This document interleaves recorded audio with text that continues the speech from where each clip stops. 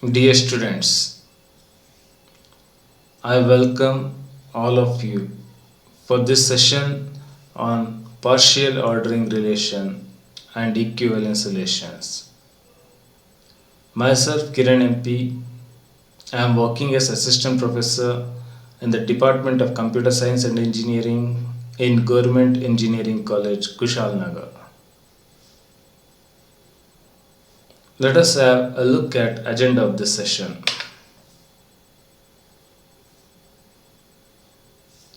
First, let us study about what is known as partial ordering relation. Next, let we have a discussion about equivalence relation. Next, suppose we are given two relations, let me see how we can combine those two relations. Next, suppose we are given a relation, let me see how we can compute the powers of given relation. Next, let me have a discussion about how we can represent relation such that computer can recognize it, and in the form what we call as 0-1 matrices. Later we will discuss about when we are going to call one matrix to precede the other matrix. Then we will see what actually an identity matrix. At the end, we will have a discussion about transpose of a matrix, and then we will wind up the session.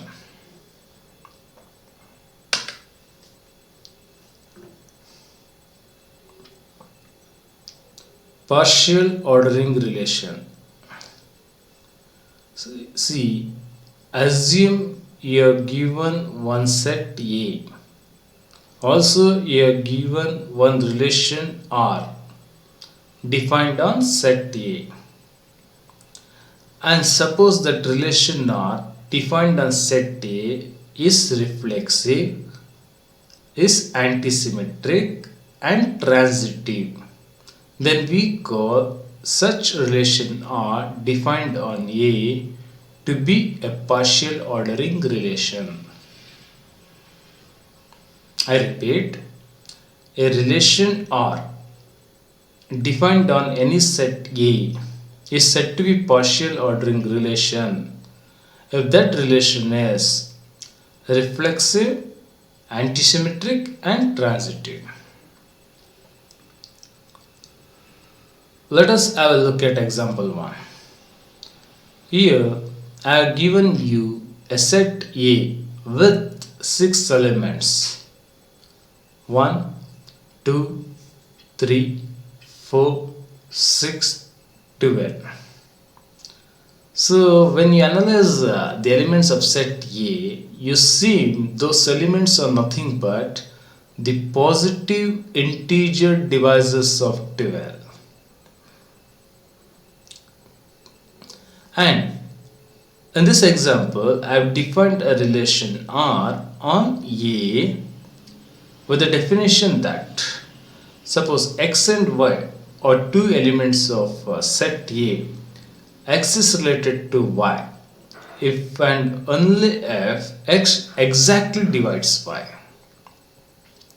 I repeat, in this example, relation X and Y suppose are two elements of set A, then X is related to Y only if X exactly divides Y.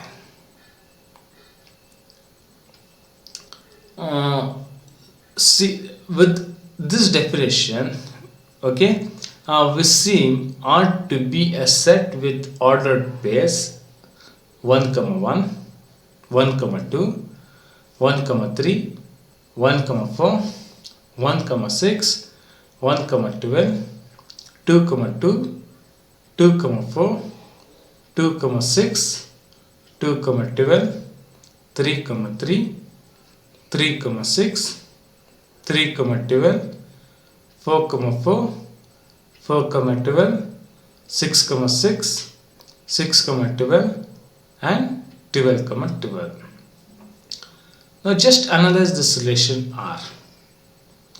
See, for all elements of set A, we find the base of the form x, x. See, now we can find 1, 1, 2, 2, 3, 3, 4, 4, 6, 6, 12, 12. Hence, R is reflexive on set A.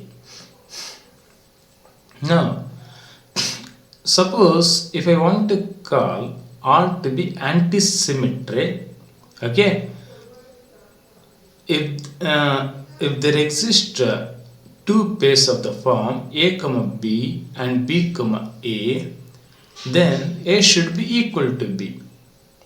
I repeat, if I want to call R to be antisymmetric, then there should exist two pairs of the form A, B and B, A, such that A equals to B. But in R, there are no such pairs. I mean, there are no pairs of the form A, B and B, A. Got it? So there is no question of comparing whether A equals to B. So R is antisymmetric. Also in R, we find to find two pairs of the form A, B and B, C, and also a pair of the form A, C. I mean, in R we find, suppose A is related to B and B is related to C, we also have the pair of the form A related to C. So R is transitive. So R satisfies reflexive, antisymmetric and transitive.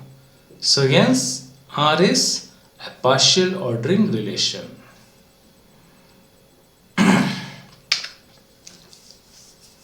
Now coming to equivalence relation. See, you are given a set A and also you are given a relation R defined on set A. And this relation now on A, I'll call it to be an equivalence relation if it satisfies reflexive, symmetric and transitive. I mean to say, an equivalence relation R on any set A is a relation that is reflexive, symmetric and transitive. Let us have a look at example 2. Here I have given you a set A with 3 elements, 1, 2, 3, and I have given some 4 relations here, R1, R2 and the last one actually assume it to be R4. We have R3 and R2 in the same line. Okay. R2 and R3 to be in the same line and the last to be R4. So in R1 we see there are 3 ordered pairs, 1, 1, 2, 2, 3, 3. So I mean in R1, okay, we see for all elements of set A, say X, we see an ordered pair X, X to be in R1. So R1 is reflexive. So in order to check whether R1 is symmetric, so we need to see if there is a pair of the form A, B, there should also be a pair of the form B, A. But in R1 there are no pairs of the form A, B. So there is no question of checking whether the pair of the form B, A exists. So R1 is symmetric. So there are also in R1 there are no pairs of the form A, B and B, C. So to check whether R1 is transitive, there is as there is no pairs of the form A, B and B, C, there need not be of the pair of the form A, C. So R1 is transitive. I mean, in R1 there are no pairs of the form A comma B and B comma C. So there is no question of checking whether the pair of the form A comma C exists or not. So hence R1 is reflexive, symmetric and transitive, so we call it's an equivalence relation. Similarly, if we analyze R2, R3 and last, which here is named as R3, but it's actually assumed to be an R4, which is equal to A cross A, are all equivalence relations on A because they are reflexive, symmetric and transitive. Now, let suppose if you want to know the size of the smallest equivalence relation on A and the size of the largest equivalence relation on A. Okay, so look at R1. R1 is the smallest equivalence relation on A and its size is same as the size of set A. Okay, I mean to say the size of the smallest equivalence relation on A is nothing but size of A. And the last one, which is equal to A cross A, is the largest equivalence relation on A. Okay, and its size is 3 cross 3 in this case. That is size of A cross size of A. Got it? So the largest equivalence relation on any set A is cross product A cross A.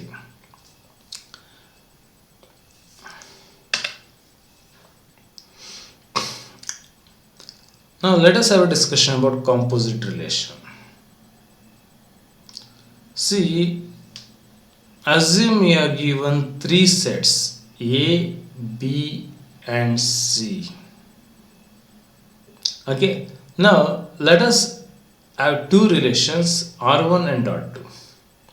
Let R1 be relation from set A to set B. Okay, so it means R1 is subset of A cross B. Okay, any subset of A cross B we call relation from A to B. So R1 is relation from A to B. And as you can see, R2 is a subset of B cross C. It means R2 is a relation from B to C. So since we have relation R1 from A to B and relation R2 from B to C, we can combine this two relation to have a relation from A to C. And this relation we call composite relation and will denote it as R1 dot R2. Got it? So I repeat, if R1 is a relation from A to B, that is R1 is subset of A cross B, and R2 is a relation from B to C, that is R2 is a subset of B cross C, then R1 dot R2 is a relation from A to C, which is subset of A cross C. Okay, so let us have a look at example. See, here I given three sets A with 4 elements 1, 2, 3, 4, and B with 4 more elements W, X, Y and Z. C with 3 elements 5, 6, 7. I have given two relations R1 from A to B as set with ordered pace 1, X, 2, X, 3, Y, 3, Z. And R2 is a relation from B to C defined as set with two ordered pairs W, 5, X, 6. So R1 is relation from A to B, R2 is relation from B to C. So we can have a relation from A to C, okay, relation from A to C, that is denoted as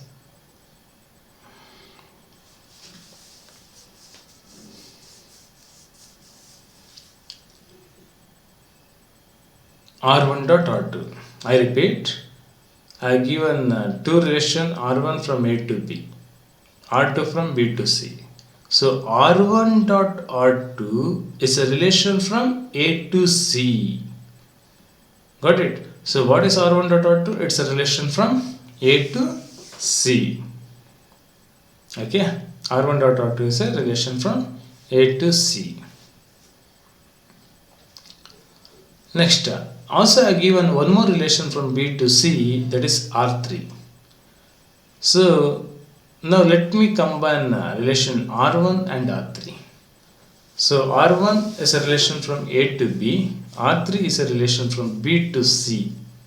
So we have a composite relation R1 dot R3, which is relation from A to C.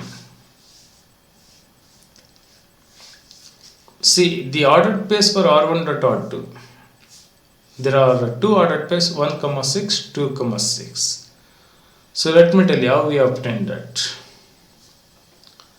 See in R1 there is a pair 1, x. In R2 there is a pair x, 6.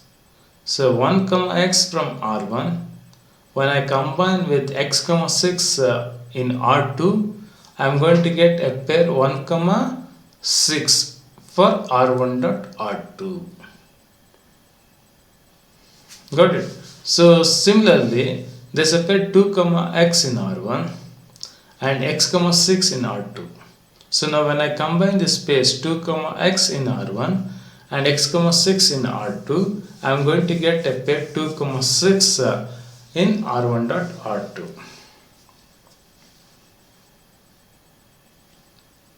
Next in R1 we have a pair of the form 3, y. But there are no pairs of the form y, something else in R2. Got it? So we don't have a pair of the form 3, something else in R1 dot R2. Clear? Similarly in R1 we have the pair of the form 3, z. But in R2 we don't have any pair of the form z, something else. So we don't get any pair of the form 3, something else in R1 dot R2. Similarly, we are going to compute R1 dot R3.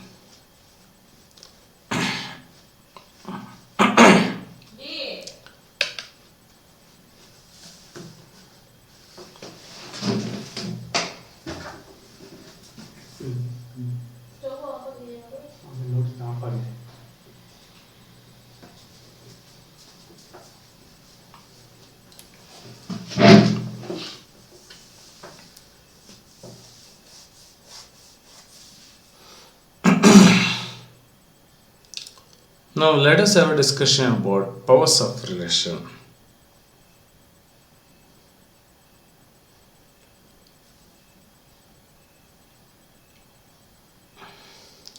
See, suppose we are given a set A and a relation R on A, we define the powers of recursively by R1 equals R, and for all n that belongs to Z plus R to the power n plus 1 equals R dot R power n. Okay. So I repeat, if you are given a set A and a relation R on A, we define the powers of R recursively by R to the power 1 equals R, and for n belongs to Z plus R to the power n plus 1 equals R dot R power n. Let us have a look at example 4. Here I given one set A with 4 elements 1, 2, 3, 4, and I given a relation R on A with 4 ordered pairs 1, 2, 1, 3, 2, 4, 3, 2. And just in previous slide we had a discussion about composite relation, right? Say you are given two relation from R1 and R2. you know how to combine R1 dot R2, right? So, but here we are not combining two different relations. We are combining the same relation. So, R square is nothing but R dot R. So, when we this is how you will compute R square as R dot R. Now, when you have an R square, you just combine with R, you will get R cube.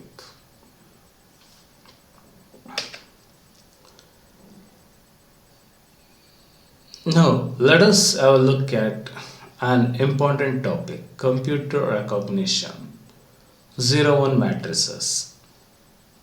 I mean, how we can represent relation such that it is understood by computer.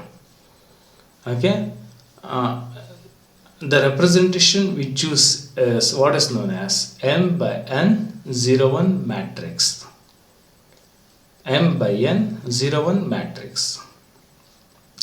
So in general, if I want to say what actually M by N 0-1 matrix means, is the rectangle array of numbers arranged in M rows and N columns. Is the rectangle array of numbers arranged in M rows and N columns, where each element, okay,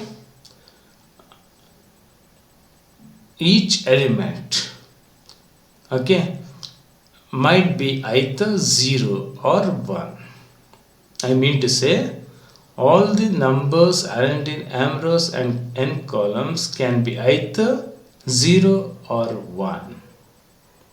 And such matrix we call an M by N 0-1 matrix.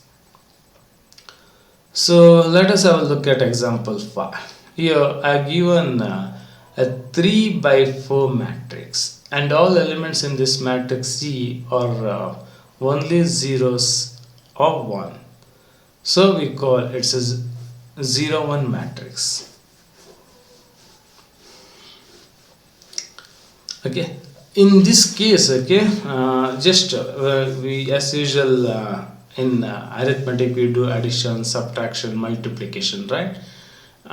In working with this matrix, we use the standard operation of matrix addition and multiplication with stipulation that 1 plus 1 is assumed to be 1 because it's a boolean. Now let me see how we can represent given relations in the form of 0-1 matrix, and let me see how we can combine those two matrices. See, suppose in this example I have given 3 sets, A with 4 elements 1, 2, 3, 4, and B with 4 elements W, X, Y, Z, C with 3 elements 5, 6, 7. I repeat, I have given 3 sets, A with 4 elements 1, 2, 3, 4, B with 4 elements W, X, Y, Z, C with 3 elements 5, 6, 7. I have given 2 relations, R1 from A to B and R2 from B to C. R1 from A to B contains 4 ordered pairs, 1, X, 2, X, 3, Y, 3, Z. R2 from B to C contains 2 ordered pairs, W, 5, X, 6. Now I have computed R1 dot R2, and you know how to compute R1 dot R2, right? And once you compute, you see the 2 ordered pairs 1, 6 and 2, 6. So now let us see how we can represent these relations in the form of 0-1 matrix. Okay, so let me represent the first relation R1 from A to B in the form of 0-1 matrix. See, in R1 is relation from A to B. R1 is relation from A to B. So A contains 4 elements. Those elements, let it represent the rows. Okay, I mean, since R1 is relation from A to B, okay, and the size of A is 4 and size of B is 4. Now this relation R1 we represent in the form of 4 by 4 matrix. 4 rows, 4 columns. Okay, and let the row number be the elements of set A and column number be the elements of set B. I repeat, row number of matrix representation of R1 be the elements of set A and column numbers of the matrix representation of R1 be the elements of set B. Okay, then in relation R1 we can find ordered pace 1 comma x, 2 comma x, 3 comma y, 3 comma z. So in its matrix representation, make the entries in row 1 column x as 1. Similarly, make the entry in row 2 column x as 1. Make the entry in row 3 column y as 1. Make the entry in row 3 column z as 1 and all other entries as 0. Got it? So this is we represent relation R1 from A to B in the form of 0, 1 matrix. Next, see, R2 is relation from B to C. So in its equivalent matrix representation, I mean equivalent 0, 1 matrix representation, it will be having an order 4 by 3, means we'll have 4 rows, 3 columns. Let the row number of this matrix be the elements of set B and column numbers be the elements of set C. Okay, I repeat, the row number of relation R2, the row number of matrix representation of relation R2 be the elements of set B and column numbers of the matrix representation of R2 be the elements of set C. Okay, next, in relation R2 we find two ordered pairs W, 5, X, 6. Okay, so in its equivalent matrix representation, fill the entry in row number W, column number 5 as 1.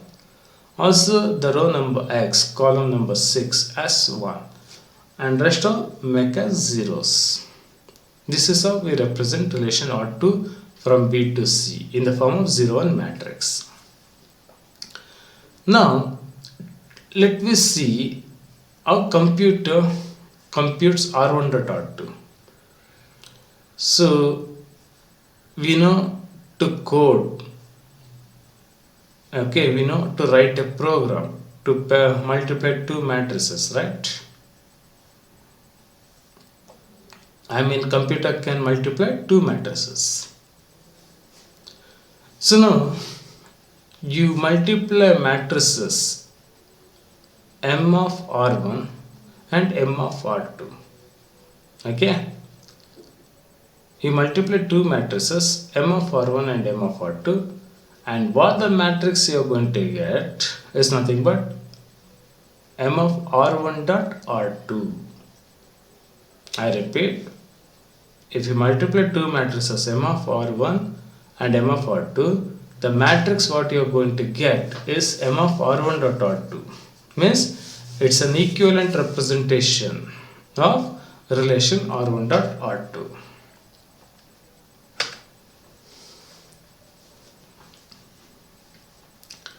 Now some terminologies we need to know about matrices. Okay, the first one, suppose we are given two matrices. Okay, let it be E and F. Okay, assume you are given two matrices E and F of the same order. I repeat, of the same order.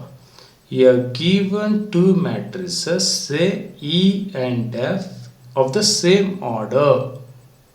As you can see in example of the order 2 by 3. Okay. Then we call the matrix C to precede matrix F. We call matrix C to precede matrix F if the corresponding elements of matrix E are less than or equal to corresponding element of matrix F. Okay, I mean, we call matrix C to precede matrix F if the corresponding elements, okay, of matrix C are less than or equal to corresponding elements of matrix F.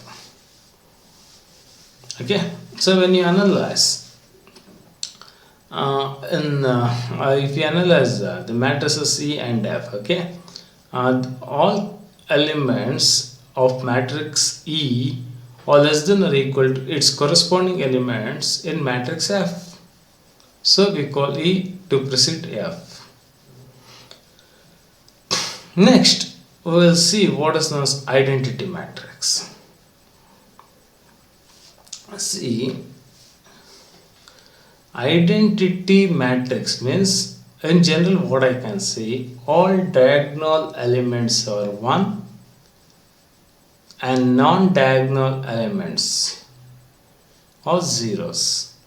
In general, identity matrix will be of this order n by n. I repeat, identity matrix means a matrix of the order n by n. All diagonal elements are 1 and non-diagonal elements are zeros. Now, transpose of a matrix.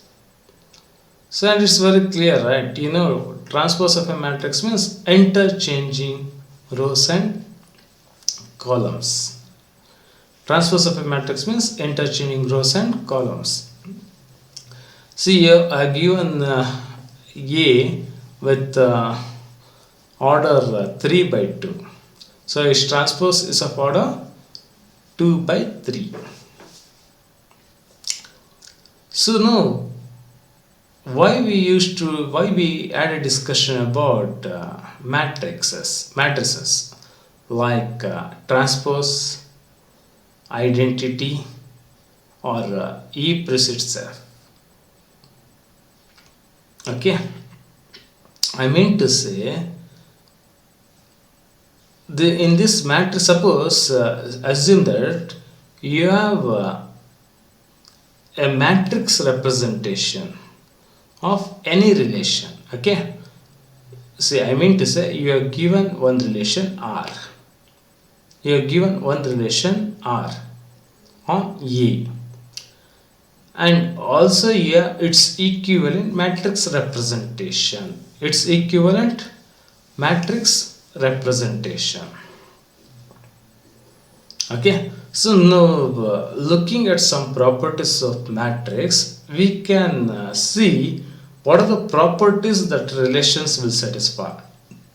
I repeat, looking at the matrix, looking at the properties of matrix, okay, we can conclude, okay, what properties relations will satisfy. Means whether relation will be reflexive, is it symmetric, is it transitive.